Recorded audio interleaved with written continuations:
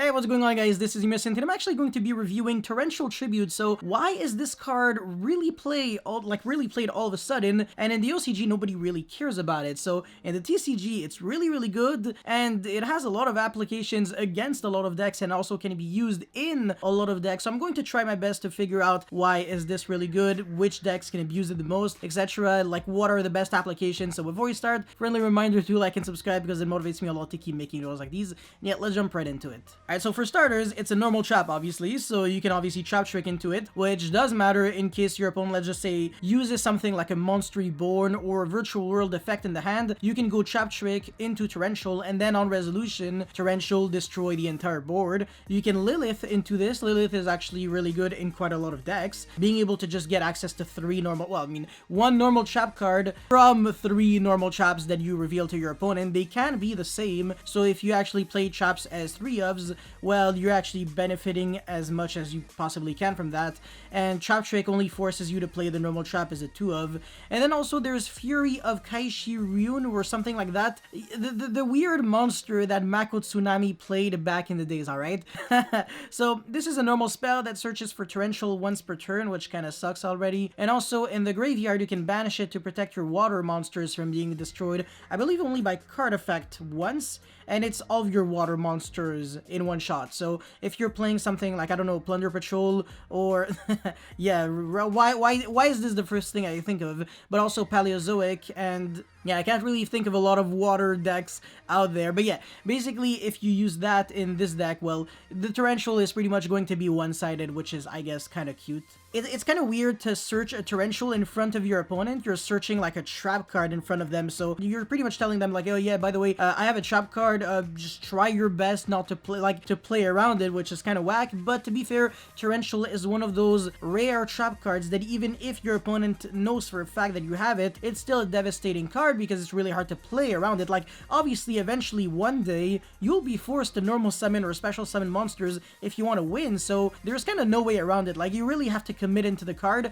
and when you do, you lose your entire board, which is nasty. And if it's not you who are special summoning cards, well, monsters, it's, well, I mean, if it's not your opponent, it's gonna be you yourself. Like, for example, during your opponent's turn, your opponent has, I don't know, just a bunch of monsters. They go into battle phase because they know you have Torrential. You just go activate like a random card, like Ice Dragon's Prison, revive back your monster, and then Torrential, boom, boom, boom, boom, boom, boom, boom, pretty much acts as a pseudo Nido Ceiling in a way. It's the kind of card that seriously punishes people heavily for overextending. Like, they can't just end on a bunch of monsters that do nothing, vomit their entire hand, and not really think of a follow-up play. And it doesn't really, its application isn't limited only to Virtual World and Drytron. It's pretty much good. It's really good against like other rogue decks that don't really make that many negates or that need time to set up those negates. Against Pendulums, for example, it's really good after their Pendulum summon if they don't have like Big Daddy Endymion yet. I guess even if they do, Torrential Tribute is that kind of card where combined with one other card, it's usually where it shines the most. For example, Solemn Strike or Forbidden Droplet. And in that instance, for example, what are they gonna do? Enchain Endymion to negate? You can just go, oh yeah, Forbidden Drop, send that Torrential and another monster just so they can't negate with a trap card or a monster, and then negate that Endymion. Not only do they not have that counter, so they won't actually search for that spell when it dies, but also everything dies, 100% guaranteed, really high impact. It's after they committed a lot of cards, so that one single trap card was able to do that much for you. And of course, it's really good against Zodiac, so in other words, even against Eldritch based strategies, this might still have some form of value, because I want to say in the TCG, from what I am seeing, a huge amount of the Eldritch players are either playing Red Eyes Dragoon package or they're playing Zodiac cards in their deck. So obviously against Dragoon it would be useless, except if they're trying to go Anaconda, then I guess you can Torrential the Anaconda but not really the Dragoon. And against Zodiac, well, it's normal summon, you know, put some Xyz, make Zeus, and that's pretty much about it. So Torrential is going to be devastating against them. Honestly, if they have Ram, of course, well, you're not going to use it on Ram, but as soon as they summon their first Xyz or whatever, then you're free to Torrential and they're kind of dead there.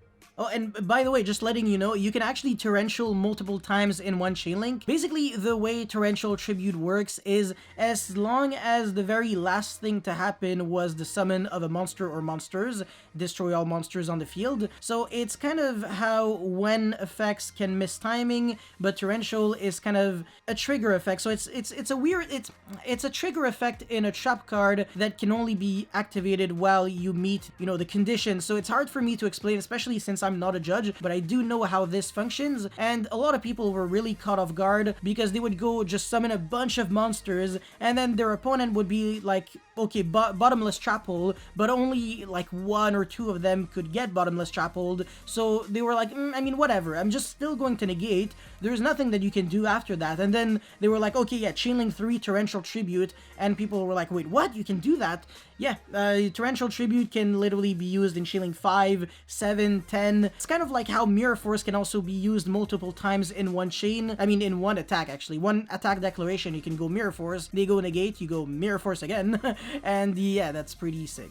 Now for the cons, it's actually, the first thing is something that I've just mentioned a couple of seconds ago. It's the fact that Torrential can only be used when the very last thing to happen was the summon of a monster or monsters, and the reason why this is kinda neggy is because let's just say you're pretty much just sitting on a Torrential to survive, and your opponent has something like Ice Dragon's Prison, and pretty much any card that can be used as a Chainlink 1 card. So, okay, a really dumb example would be Upstart Goblin, but let's just say you go Upstart Goblin, Chainlink 1, and then Chainlink 2 would be Ice Dragon's Prison, revive back your opponent, I don't know, like Ultimate Conductor Tyranno from their graveyard in attack position.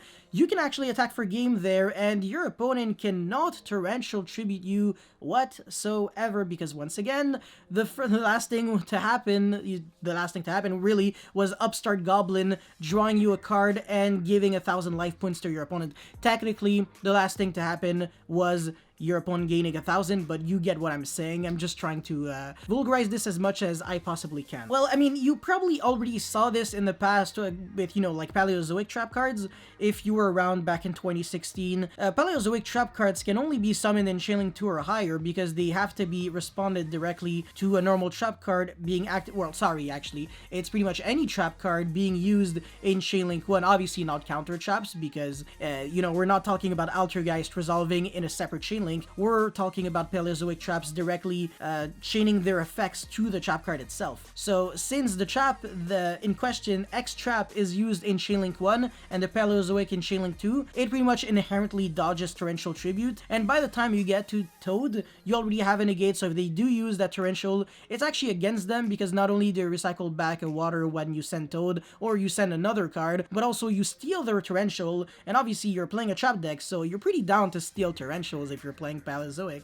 Yeah, alright, another flaw that the card has, unfortunately, is that it's not necessarily a proactive spot removal on its own. So if you're going second, you set Torrential and a bunch of other cards, and your opponent just goes, okay, I have my board, before summoning any other monsters, I'm gonna Harpy's Feather Duster you, which is really frustrating because you can't play or predict that your opponent wouldn't Lightning Storm you if they have face-up cards on the field, but a Harpy's Feather Duster, there's really just no counters to that.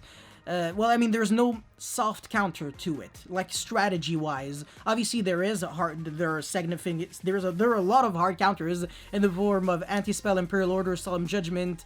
Well, I mean, Waking the Dragon isn't really considered a counter, it's just punishing your opponent for using the card in the first place.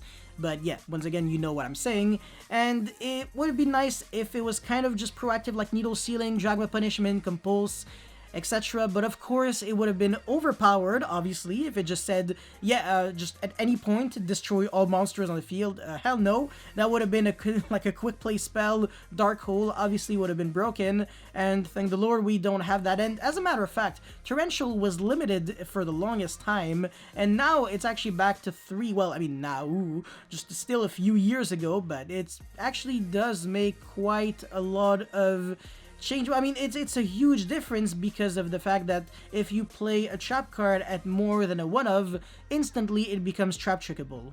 And obviously, you already guessed it, but this is the kind of card that just does nothing against an established board that doesn't have to summon anymore. Like if my opponent just has like 5 negates, and he really doesn't need to summon a single monster or just if he already has like 8k damage on board or more, obviously their first reflex is just putting all monsters in attack and attack for game. They're not going to summon a monster that just doesn't really do anything. Of course, if we're talking about a non-experienced player, then Torrential Tribute randomly becomes like tier 0 because people don't really have that mindset of, okay, I need to constantly play around Torrentials, constantly play around Mirror Force, constantly play around Nibiru.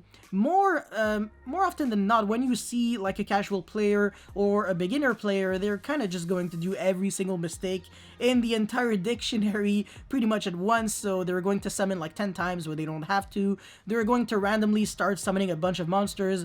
But when you get to the, you know, the good tables of a YCS or regional or whatever, well, trust me, your Torrential Tribute is going to have significantly less impact against those good players, especially on a game 2 or 3, or in the top tables of Top Cut, for example, when you're actually getting in, you know, what's the name? Yeah, playoffs. Exactly, like top 32 and stuff. People kind of know what you're playing already, so if they know that you're playing a trap deck, well, they kind of can afford to play it slowly if you bricked, for example, instead of just trading a lot of resources into one single card. And yeah, also the fact that it destroys your own monsters in a way can kind of be really neggy because you can't really splash this in every single deck in the entire world. Of course, if we're talking about a deck like Unchained, Torrential Tribute is actually really good for you, like extremely good, because, well, I mean, you destroy your own monsters to summon other monsters that have other probably better effects. Like, you're pretty much summoning the dog, or I mean, that's not the best, but the level 8 guy that pops a card on summon is actually extremely good, and I mean, you can summon just other floaters, so it's not really like you were losing out if you're pretty much torrentialing Yang Zing cards, as long as it's not like torrential, you know, when the last thing to happen was, yeah, basically, you know what I'm saying. I mean, that wouldn't really work, actually. It's, yeah, the Yang Zings wouldn't really miss timing there, I'm pretty sure. Except that Torrential is really sketch, but yeah, whatever. And yeah, for the most part, it's kind of bait, but there are some decks that don't really care too much. Of course, Fury of Kaishi Ryun or whatever. Oh my god, I don't know the name of the card, alright? Give me a break. But yeah, that would obviously protect your own cards, but we're definitely not playing that. I seriously don't recommend playing that card. Also, it's a spell card, so if you're playing a trap-heavy deck, kind of whack, you usually want to go set 5 pass against decks going second. That's usually a better approach than showing them cards and then playing it out from there. And yeah, I mean, also the final thing that I will have to say is, you probably already guessed it, but once again, it's the fact that Surprise Factor is kind of getting less and less good because it's gaining a lot of popularity, so people are kind of becoming more aware.